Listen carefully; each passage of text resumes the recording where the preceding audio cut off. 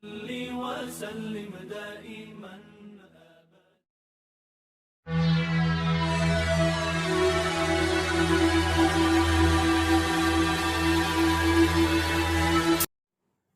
Halo, apa kabar semuanya? Semoga dalam keadaan dilindungi Allah Subhanahu wa taala dan juga diberi kesehatan.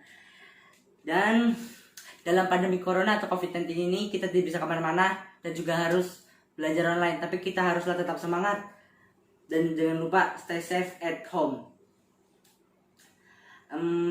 Berdirinya saya di depan kamera ini akan berkultum dengan tema dahsyatnya bersodakoh di bulan suci Ramadan. Bismillahirrahmanirrahim. Assalamualaikum warahmatullahi wabarakatuh. Kedatangan bulan Ramadan setiap tahunnya tak terhenti menjadi penghibur hati seorang mukmin. Bagaimana tidak, beribu keutamaan ditawarkan di bulan ini.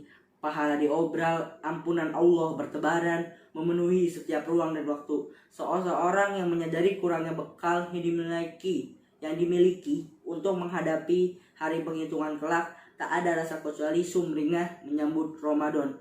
Insan yang menyadari betapa dosa melumuri dirinya, tidak ada rasa kecuali bahagia akan kedatangan bulan Ramadan.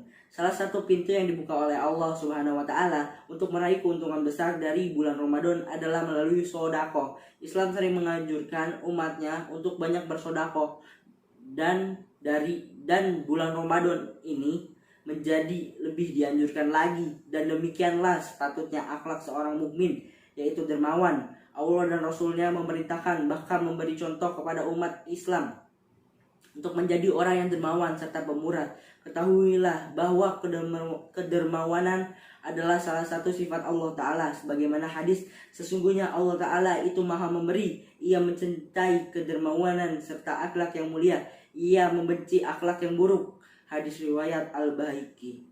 Dari hadis itu demikian dapat diambil kesimpulan bahwa pelit dan bakil adalah akhlak yang buruk dan bukanlah akhlak seorang mukmin sejati. Begitulah juga sifat suka meminta-minta bukanlah ciri seorang mukmin, bahkan sebaliknya, seorang mukmin itu banyak memberi, sebagaimana sabda Rasulullah Shallallahu alaihi wasallam, tangan yang di atas lebih baik daripada tangan yang di bawah.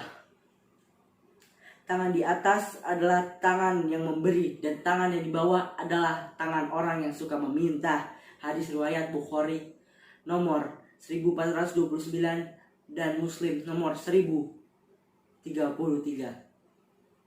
Selain itu, sifat dermawan jika didukung dengan tafaqqaduh fiddin, mengilmui agama dengan baik, sehingga terkumpul dua sifat, yaitu alim dan juhud, atau bisa juga disebut dermawan, akan dicapai kedudukan hamba Allah yang paling tinggi. Rasulullah Shallallahu alaihi wasallam bersabda, dunia itu ada 4 jenis hamba. Yang pertama, hamba yang diberi rizki oleh Allah serta kepahaman terhadap ilmu agama. Ia bertakwa kepada Allah dalam menggunakan hartanya, dan ia gunakan untuk menyambung silaturahim, dan ia menyadari terdapat hak Allah pada hartanya. Maka inilah kedudukan hamba yang paling baik. Hadis riwayat Tirmidzi nomor 2325. Orang Allah Subhanahu wa taala benar-benar memuliakan orang-orang yang bersedekah. Ia menjanjikan banyak keutamaan dan balasan yang menakjubkan bagi orang-orang yang bergemar bersedekah. Dapat rasukan dalil yang menceritakan keberuntungan, keutamaan, kemuliaan orang-orang yang bersedekah. Ibnu Hajar Al-Haytami mengumpulkan ratusan hadis mengenai keutamaan sedekah dalam sebuah kitab yang berjudul Al-Inafah fi Majafisi Sedekah wa Diyafa. Meskipun hampir sebagiannya perlu dicek kesaksihannya, banyak keutamaan ini seakan-akan seluruh kebaikan terkumpul dalam satu amalan ini, yaitu sedekah. Maka sungguh mengherankan bagi orang-orang yang mengetahui dalil-dalil tersebut dan ia tidak terpanggil hatinya serta tidak tergerak tangannya untuk banyak bersedekah. Di antara keutamaan bersedekah antara lain yaitu: 1. Sedekah dapat menghapus dosa. Rasulullah Shallallahu alaihi wasallam bersabda, sedekah dapat menghapus dosa sebagaimana air memadamkan api. Hadis riwayat Tirmidzi nomor 614. Diampuninya dosa dengan sebab sedekah di sini tentu saja harus disertai taubat atau dosa yang dilakukan atas dosa yang dilakukan, tidak sebagaimana yang dilakukan sebagaimana orang yang sengaja bermaksiat seperti korupsi, memakan riba, mencuri, berbuat curang, mengambil harta anak yatim, dan sebelum melakukan hal-hal ini sudah merencanakan untuk bersedekah setelah agar impas tidak ada dosanya. Yang demikian ini tidak dibenarkan karena termasuk dalam rasa aman dari makar Allah yang merupakan dosa besar. Allah Ta'ala berfirman, maka apakah mereka merasa aman dari azab Allah? Tiada yang merasa aman dari azab Allah kecuali orang-orang yang merugi. 2. Orang-orang yang bersedekah akan mendapatkan naungan di hari akhir. Rasulullah Shallallahu Alaihi Wasallam menceritakan tentang 7 jenis manusia yang mendapatkan naungan di suatu hari yang ketika itu ada naungan lain selain dari Allah, yaitu hari akhir. Salah satu jenis manusia yang mendapatkannya adalah seorang yang bersedekah dengan tangan kanannya. Ia menyembunyikan amalannya itu sampai-sampai tangan kirinya tidak mengetahui apa yang disedekahkan oleh tangan kanannya. Hadis riwayat Bukhari nomor 1421. Yang ketiga, sedekah memberi keberkahan pada harta. Rasulullah Shallallahu Alaihi Wasallam bersabda, harta tidak akan berkurang dengan bersedekah, dan seorang hamba yang pemaaf pasti akan Allah tambahkan kewibawaan baginya. Hadis riwayat Muslim nomor 2588. Apa yang dimaksud dengan harta tidak akan berkurang? Dalam Syarh Sahih Muslim, An-Nawawi menjelaskan, para ulama menyebutkan bahwa yang dimaksud di sini mencakup 2 hal. Pertama, yaitu hartanya diberkahi dan dihindari dari bahaya, maka pengurangan harta menjadi impas, tertutupi oleh berkah yang abstrak. Ini bisa dirasakan oleh indera dan kebiasaan.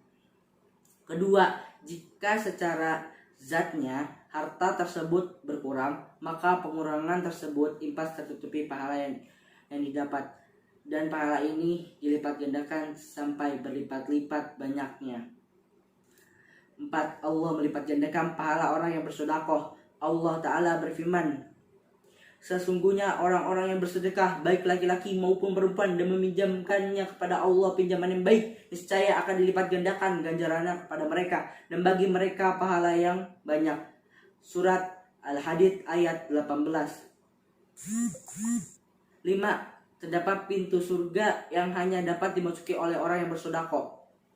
Orang yang memberikan menyumbang 2 hartanya di jalan Allah, maka ia akan dipanggil oleh salah satu dari pintu surga. Wahai hamba Allah, kemarilah untuk menuju kenikmatan. Jika ia berasal dari golongan orang-orang yang suka mendirikan sholat, ia akan dipanggil dari pintu sholat. Yang berasal dari kalangan mujahid, maka akan dipanggil dari pintu jihad.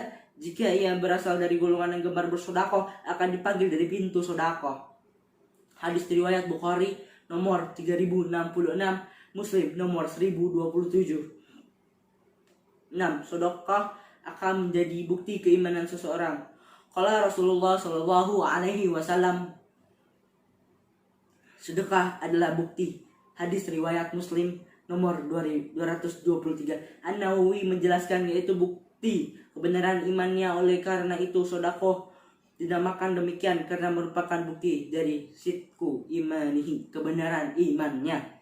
Yang terakhir, sedekah dapat membebaskan dari siksa kubur. Rasulullah Shallallahu Alaihi Wasallam bersabda, sedekah akan memadamkan api siksaan di dalam kubur. Hadis riwayat Tabrani nomor 883.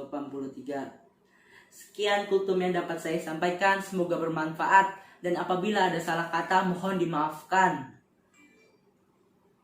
Wabihi wabitaufik wal hidayah.